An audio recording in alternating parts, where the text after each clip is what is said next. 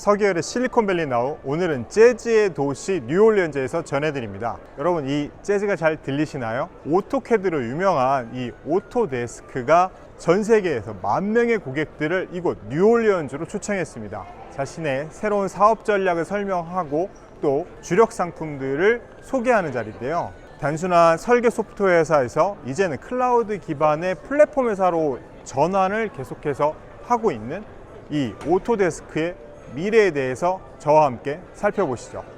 네, 이번 행사의 이름은 오토데스크 유니버시티라고 합니다. 지금 보시다시피 이 뉴올리언즈의 컨벤션 센터에서 열렸는데요. 이 어마어마한 공간을 가득 채웠습니다.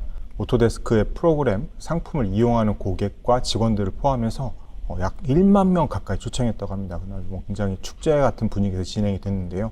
이날 행사의 백미는 앤드루 아나그노스트 CEO의 기조연설이었는데요. 키워드는 커넥트 그리고 디지털 트랜스포메이션이었습니다.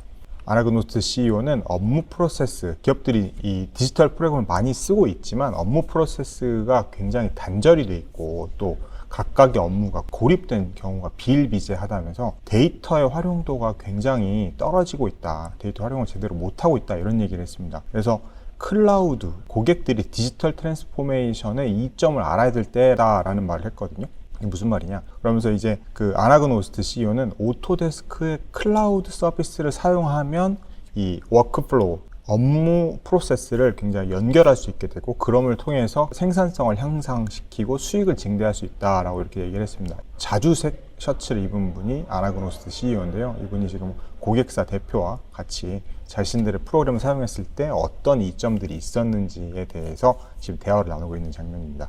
그러면서 짠 하고 새로운 클라우드 서비스를 처음으로 공개를 했습니다. 이 자리에서요. 그래서 오토데스크 포마, 그리고 오토데스크 플로우, 오토데스크 퓨전이라는 세 가지를 보였습니다. 그래서 포마는 건축 엔지니어링 건설 분야, 그리고 이 플로우는 미디어 엔터테인먼트 분야, 그리고 퓨전은 설계 제조에 관련된 분야입니다. 이 분야에서 업무를 시작할 때 사실 생각해 보면은 작업을 구상할 때부터 제품을 만들고 완성해서 그 이후 관리까지 이어지는 전체 업무 프로세스를 통합해서 효율성을 향상시킬 수 있다는 게 이 아나그노스트 CEO의 설명이었습니다. 그래서 이 장점도 설명했는데 구체적으로 좀 살펴보면 오토데스크 포마는 건물 시공부터 설계까지 그리고 구축을 거쳐서 운영까지 필요한 빌딩 정보 모델링이라고 BIM, BIM이라고들 하는데요. 이런 업무 프로세스를 통합하고요. 오토데스크 플로우의 경우는 영화나 애니메이션을 제작할 때 컨셉트부터 최종 결과물을 내놓을 때까지, 그리고 오토데스크 퓨전은 제조 분야에서 설계나 전체 제품 개발 주기를 관통해서 모든 데이터를 연결하는 서비스라는 겁니다. 사실 잘 감이 안 오시죠? 그래서 이분의 설명을 한번 조금 더 추가로 들어봤습니다. 네, 스티브 블럼 오토데스크 최고 운영 책임자인데요. CEO. 이 오토데스크에서 탑3 정도 되는 분이죠. 이분의 설명을 좀 들어보면 이 스티브 블럼 오토데스크 최고 운영 책임자는 코로나19 팬데믹으로 인해서 일하는 방식이 많이 변화가 됐다. 그러면서 사실 부서와 지역을 넘나들면서, 왜냐면 많이들 흩어져서 일하기도 했잖아요. 그러다 보니까 부서와 지역을 넘나들면서 정보를 공유하고 협업할 수 있는 기술이 지금 고객들이 원하고 있다. 그러면서 그거를 위해서 클라우드로 보다 쉽게 데이터를 공유하고 협업하는 게 가능해졌다라는 거죠. 사실 그러니까 코로나로 직원들이 재택근무를 하면서 곳곳에 흩어져서 일하게 됐죠. 심지어는 이제 미국은 특히나 넓은데 시차도 다른 곳에서 일하는 사람들이 많아졌고, 그러다 보니까 부서 내에서 그리고 부서와 부서 간의 협업, 그리고 여기서 만들어지는 정보들이 다 분절되어 있다는 거예요. 이걸 클라우드에 다 올려서 전체 업무 프로세스를 통합하면 제품의 구상부터 생산, 완성 후 관리까지 관계된 모든 사람들이 연결되고 데이터를 어디서나 이용할 수 있게 되는 장점이 있다는 거죠. 그래서 이제 이런 제품을 내놓으면서 이제 오토데스크가 뭔가 새로운 발자국을 내디딘 거거든요. 그래서 어떤 회사냐 좀 봤는데 플랫폼 업체로 지금 전환을 하고 있다. 디지털 트랜스포메이션을 돕는 플랫폼 업체로 지금 거듭나고 있다는 걸 볼 수 있을 것 같습니다. 2015년 4G라는 프로그램을 내놨는데요. 이게 지금 어떻게 보면 클라우드 플랫폼을 처음으로 선보인 거죠. 그러면서 개별적으로 개별 소프트웨어에서 생산된 데이터를 하나로 통합해주는 플랫폼이 있거든요. 이런 이제 기능을 갖고 있는데, 이번에 지금 그 클라우드 3개를 내놓으면서 이름을 오토데스크 플랫폼 서비스로 바꿨습니다. 그리고 2015년에 4G를 출시를 하면서부터 이제 구독 시스템을 도입했습니다. 지금 그 당시만 해도 사실 뭐 우리 아시다시피 오토캐드 이런 것들 구입할 때마다 그냥 프로그램 하나 살 때마다 돈을 지불하고 그랬잖아요. 그렇지 않고 구독 시스템, 한 달에 얼마 아니면 1년에 얼마, 아니면 몇 년간 단연간 계약을 얼마 더 할인해 준다든지 이런 구독 시스템을 도입을 한 겁니다. 사실 초기에는 내부에서도, 회사 내부에서도, 그리고 고객들도 막 반발이 심했던 거죠. 왜냐면 그냥 한번 돈 내고 한번 쓰면 되지 뭘 이걸 계속 돈을 꾸준히 내게 만드냐 하면서 이런 게 있었는데, 지금 현재는 많이 안착이 됐고요. 안정적인 수입 구조를 지금 형성하고 있다, 이렇게 볼 수 있을 것 같아요. 그리고 이 플랫폼에 계속 투자를 해오면서 이번에 3개 산업별 클라우드를 내놓으면서 DX 플랫폼 업체로 변신해 보다 구체적인 행보를 지금 보였다라고 좀 볼 수 있을 것 같습니다. 그럼 오토데스크가 어떤 회사인지 한번 살펴보시죠. 이렇게 표를 좀 준비해 봤는데요. 원래는 CAD라는 그런 프로그램들 여러분들 많이 아실 것 같은데요. 산업용 설계 소프트웨어 업체였다고 볼 수 있습니다. 근데 여전히 그 비중도 좀 있는데, 거기서 지금 현재는 지금 이 회사는 오토데스크는 계속 구독형 클라우드 플랫폼 업체로 변화를 지금 주고 있습니다. 그래서 어떤 회사냐? 간단히 살펴보시면 본사는 미국 샌프란시스코에 있고요. 1982년도에 설립된 회사입니다. 40년 정도 된 회사죠. 직원 수는 12,600명 정도 되고요. 주요 제품은 제조, 건설, 엔터, 각 이런 산업별로 클라우드 소프트웨어들을 좀 많이 만들고 있습니다. 사실 설계나 아니면 그래픽과 관련된 이런 프로그램들이 많이 좀 유명합니다. 그래서 뭐 퓨전이라든지 레빗이라든지 이쪽 분야에 계신 분들은 많이 잘 안다고 하더라고요. 그리고 현재 지금 구독 고객수, 구독 서비스로 전환했다고 했잖아요. 구독 고객수는 605만 건 정도 된다고 합니다. 현재 그 수주 잔액이 31억 4천만 달러 정도 된다고 합니다. 이게 지금 올해 초에 나왔던 연간 실적 보고서, 기업 보고서에 대해서 지금 거기에 나온 숫자들을 좀 요약을 한 거고요. 그래서 어떤 고객들이 있느냐?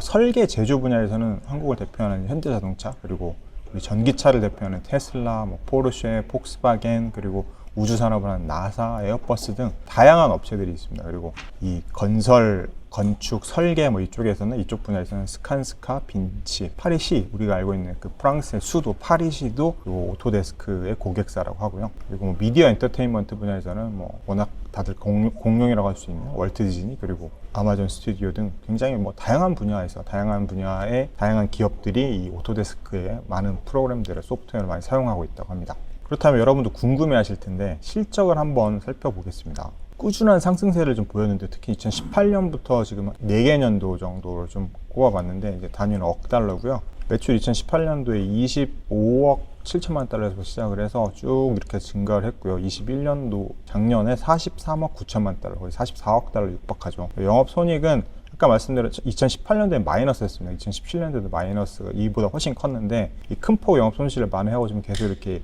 이익으로 전환을 해서 2019년부터 이익으로 전환해서 현재 지난해에 6억 2천만 달러 정도의 영업 이익을 올렸습니다. 이때 마이너스였던 이유는 아까 저 2015년도에 구독경제로 바뀌었다고 했잖아요. 구독경제 시스템을 도입했다고 했잖아요. 그러면서 반발이 심하니까 더 이상 이용하지 않는 기업들도 늘어나가면 고객들이 이탈이 좀 있었던 것 같습니다. 근데 그 이후에 이제 2018년도 이후로 좀 이렇게 회복세를 쭉 보이면서 이렇게 매출도 굉장히 큰 폭으로 증가를 했고요. 2020년과 21년도에 매출 성장률이 한 15% 정도 되더라고요. 그리고 2019년도에는 한 20% 이상, 26%? 한 30% 좀 안 되는 정도 수준이었고, 그래서 꾸준히 매출 성장률이 두 자릿수를 계속 이어오고 있습니다.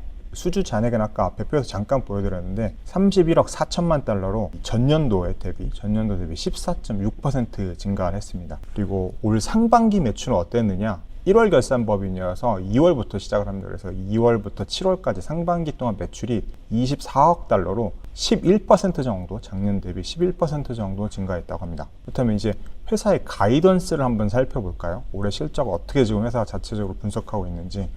지난달에 나온, 어떻게 보면 좀 최신 업데이트된 건데, 지난달 2분기 실적 발표를 하면서 올해 연간 매출을 48억 8,500만 에서 그리고 50억 3,500만 달러로 전망을 했습니다. 전년도보다 14에서 한 15%가량 성장할 걸로 지금 내다보고 있는 거죠. 그래서 제가 이게 진짜, 근데 이게 지난달에 나온 최신 버전이긴 하지만 그래도 정말 맞느냐, 요즘에 되게 경기 침체에 대한 얘기 나오고 지금 흔들리는 모습들이 많잖아요. 그래서 많은 그런 기업들이 되게 많은데, 특히 소프트웨어 쪽은 더 그런 부분들이 많이 나타나고 있어서 한번 맞는지, 여전히 그 견해를, 이 전망을 유지하고 있는지 제가 만나봤습니다. CFO를 한번 만나봤습니다. 데비 클리포드 오토데스크 최고 재무 책임자 CFO를 만나봤는데요. 요 분이거든요. 근데 어떤 얘기를 했느냐, 2분기에도 사실 수요는 견고한 게 확인이 됐다. 그리고 구독 비즈니스의 경쟁력은 굉장히 탄탄하다 라는 얘기를 했고요. 우리 사업의 근본적인 경쟁력이 달러 강세의 역풍을 지금 현재 상쇄하고 있다라는 말을 했습니다.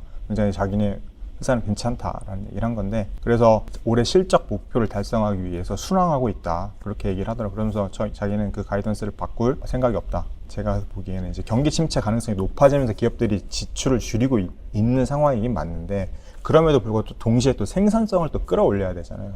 그러다 보니까 이 디지털 트랜스포메이션을 해야 되고, 그러다 보니 또 이 클라우드 기반의 소프트웨어 투자를 늘릴 수밖에 없지 않겠느냐. 그래서 자기들은 좀 계속해서 이런 것들을, 이런 사업 구조와 모델을 계속 가져가려고 한다라는 얘기를 좀 했었습니다. 근데 다만 앞에서 잠깐 보셨듯이 매출 성장률이 이때는 한 27% 정도 됐거든요. 2019년도에. 그리고 2020년에는 15%, 그리고 이때도 15%였는데 지금 여기서 전망하기로는 14% 정도로 전망하고 있잖아요. 지금 연간은 이 오토데스크 자체 실적 전망이 맞다고 봤을 때 14% 정도인데, 약간 지금 이렇게 꺾이고 있는, 실적 상승세가 꺾이고 있는, 성장세가 둔화될 수 있다는 점이 좀 눈에 띕니다.